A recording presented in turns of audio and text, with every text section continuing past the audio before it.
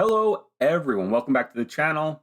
It's Matt with Green Bar Trading. This is our weekly watch list video. We have this every single weekend, so we prepare everyone for what to expect for the week ahead.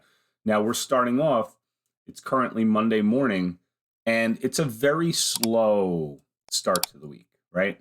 So today, the markets close at 1 Eastern Standard Time, and then tomorrow, obviously, for the 4th of July holiday, the markets are all closed.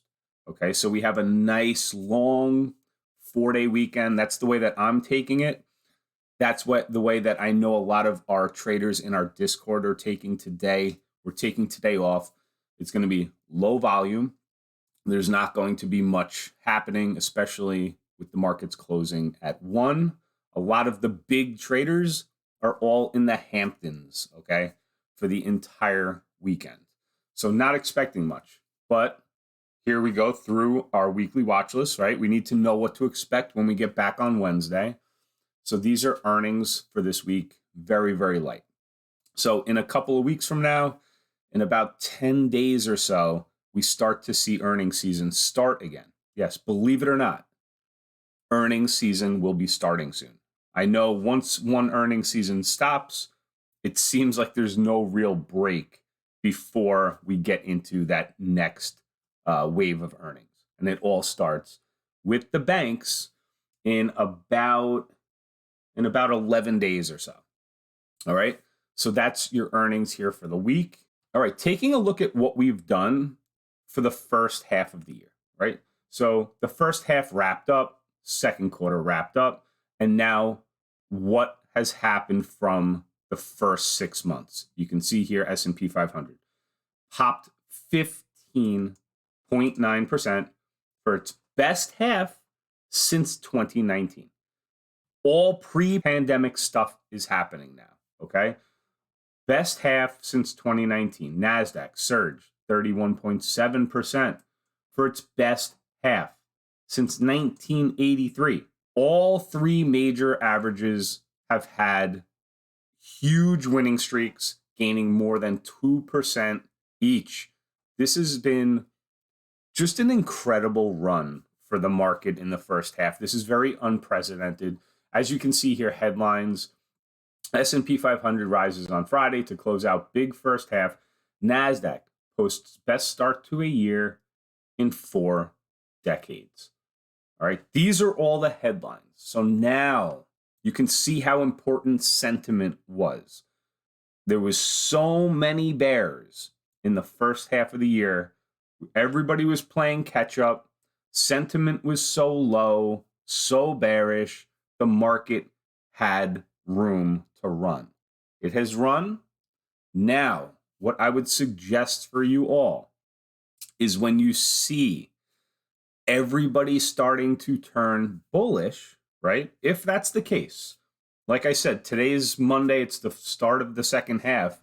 And I don't expect much to happen today. Obviously, tomorrow the market's closed.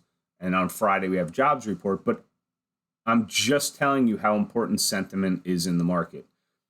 If all those bulls, all those bears start to turn bullish, I would watch for a market to pull back.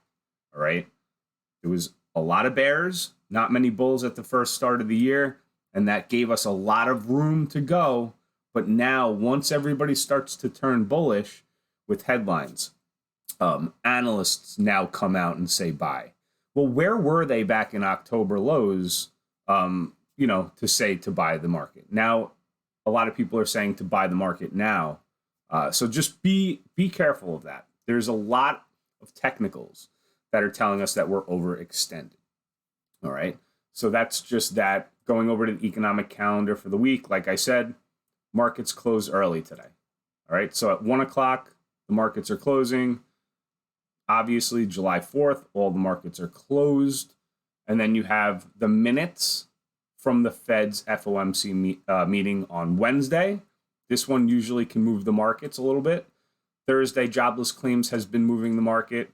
And then what I would think, I would definitely look at the JOLTS, the job openings at 10 a.m. on Thursday, But more importantly, you have the jobs report at 8:30 a.m. on Friday. This one's a big one. They're expecting unemployment rate to actually tick down from the prior month to historically lows, 3.6%. All right. Watch the average hourly earnings. This one, the Fed wants to see pullback. Okay. So that's your economic calendar right there for the coming week. We look at the sectors and their relative performance. You can see here technology has been absolutely killing it. Half year technology, 42%. Communication services, that's your Googles, Metas, 33%. So we know what the story has been. The opposite of what it was last year. So this is a catch-up trade. How long will it last? Not sure. AI has definitely 100% been a major cause of technology outperforming on the year.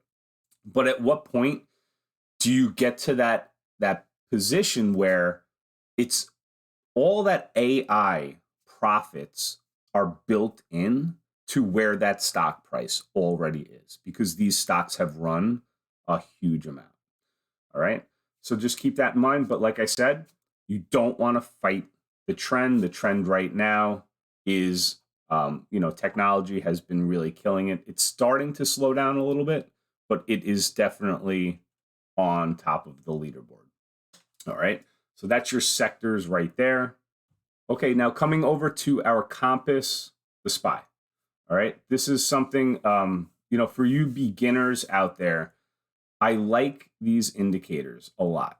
The 200, the 50, and the 20 EMA on the daily chart. What does that mean? The daily chart is each one of these candles represents 1 day of trading, okay? So I always like to look at things at a larger time frame. I'll look at things on the weekly and the monthly as well. But just to make things clearer, I like to look at what we're currently seeing here on the daily chart, which I think is totally fine. So on the daily chart, you have this channel that has started since your October lows, okay?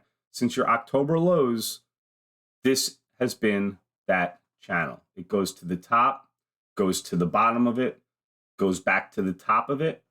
We're currently at that top, right? We're currently at that overbought RSI levels. And this is just a huge gap up that we saw on Friday with the PCE numbers that came out. Top line, headline numbers looked good, but it's that core PCE that the Fed looks at, and that was still very, very stubbornly high. So not too sure about this move that we saw on Friday. But like I said, markets close early today. I don't know if we would be expecting any big move at all. But that's just a gap up that happened on Friday. And we're gapping up to that, right? So we gapped up, hit the high here, and pulled on back within the last couple minutes of trading on Friday. Not a huge pullback, but definitely some profit taking ahead of a long weekend.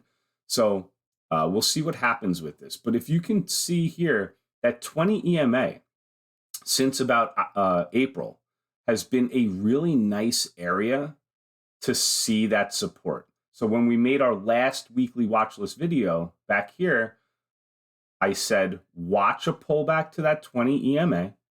And then, if the market is very strong, which it has been, expect the 20 to hold it up. And that's really exactly what happened last week. You can see here the start of the week and then the finish of the week. Okay. So it's a very strong market. Every pullback is catching a bid. This was just a 3% pullback that ended up getting bought up. So like I said, markets are looking very strong, higher highs, higher lows, higher highs. But this is definitely getting overextended. Now, I know I've been saying that a lot, but it's just the case. Most markets, most stocks that are carrying the markets are at that overbought RSI. So just keep that in mind. This is the QQQ, very similar. The 20 EMA on pullbacks has been supporting. And that's a momentum indicator. The 20 EMA on the daily chart is a momentum indicator. I use the 9 EMA on the 1 minute chart.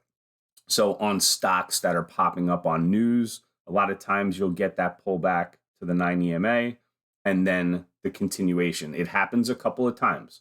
So, you see the breakout, pull back to the 9. There's one time, there's two times. There's only so many times this will pull back to the momentum indicator before it breaks it. So just keep that in mind. You want to be a part of the first couple pullbacks. So the QQQ coming up here, closing just shy of its highs for the year. The SPY did actually close at highs, 52-week highs. All right. So very strong market. Sentiment turning bullish. Be careful of that. It's all going to come down to earnings season. This next quarter that we're going to see how they report from the previous 3 months. And then we're just going to have to go from there. Now, some stocks that I'm looking at. Apple, right? Apple had a clear breakout right here. Really big gap up. This has had very big gap ups before. And we can just check the RSI here. The RSI is 77.6. This is definitely highs for the 52-week highs.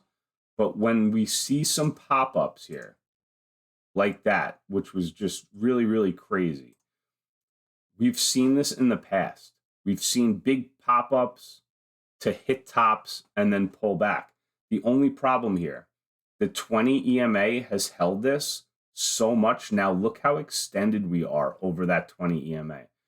If I was, thinking where Apple might go, there's some psychological levels here. If it doesn't just pull on back now, there's psychological levels at 200 that would definitely be one of those spots to pull back. But this is now a $3 trillion company. So Apple has been super strong. It's very, very expensive at this point. I don't know what new money would be put into this other than profit taking soon. And then, going from there with Apple. So that's Apple here. I'm looking also at Meta. So what Meta has done, and this is again on the daily chart, what Meta has done since October lows, it has filled this gap, right? See this huge gap in the chart? And I'll just notate this with a price level here. It filled that this year.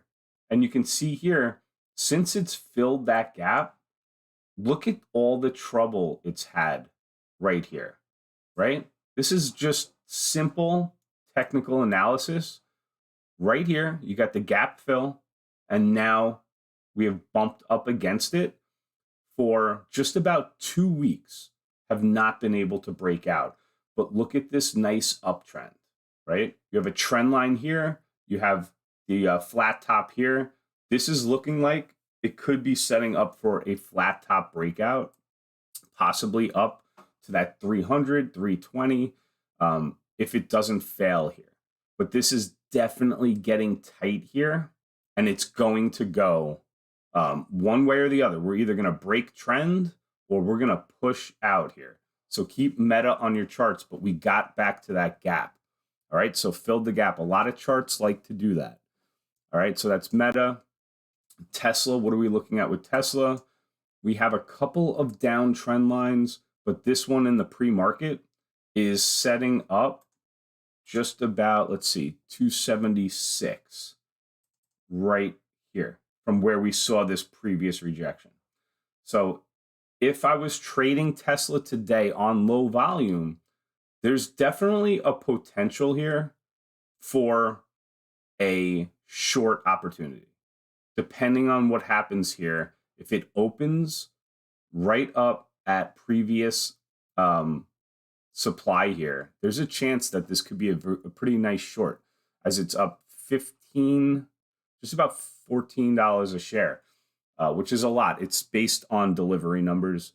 So, that's why it's up so much this morning, but their margins have also been cut. So just because they've delivered more cars than estimated, the profit margin has come down, right? They gave a lot of discounts out. But that's Tesla. Do I want to trade against the trend? Not really. I don't like to trade against any trends. I don't find that works out very well. But that's just where we're at right now with Tesla. The VIX, this has been something that, to me, this was the key for this year. I think once this broke, you could see support here at 18s, right? First, you had support at 20, and then you had support at 18. Once 18 broke, I really think that we should have been aware really, really quickly that we're in a whole different ballgame with the market, all right? And some people were slow, including myself, to actually realize that. If we look at this on the longer time frame, you can see here every year has very clear support levels, right? So back in 2018, the 1130 was a very clear level. Back in 2019, same thing, right? So all this means is when the VIX comes down to support, that means that the stock market is very safe, right? There's nothing much going on. Things are calm. And then you'll get the spikes. On days that we go down in the market, you'll see some spikes, but then it always retreats to its safe spot, right? You can see back here in 2017, that was as low as, in the 8s and 9s. But you can see it's got a very specific floor, all right? So then once we got into pandemic area, you had that floor at 20, broke it in 2021, right? The market continued higher. You had that lows here at about 15, was nice support. And then back in 2022, things got a little crazier in the markets. The floor rose to about 20, had a lot of spikes up to the 30s. And then look what happened this year. Outside of those spikes back here in March, it really, really calmed down. So now your new floor looks to be around 13. This looks to be the new floor for right now. So this is calm. The markets are calm. Options are cheap. A good time, to actually trade options because the premium is so cheap. But the amount of huge negative moves are probably not in the cards right now. All right. This has gotten to a point where, okay, we might have a new floor here. Now you will start to see spikes, right? That's when the market is getting, is going down. You'll see some spikes, but right now the floor is now set at about 13 for this year. And, that would suggest things are calm. Things are not fearful. So that's the VIX. This is something that we should really take a look at, get a base. So for the year, 13 is our base, and we'll see where we go from there.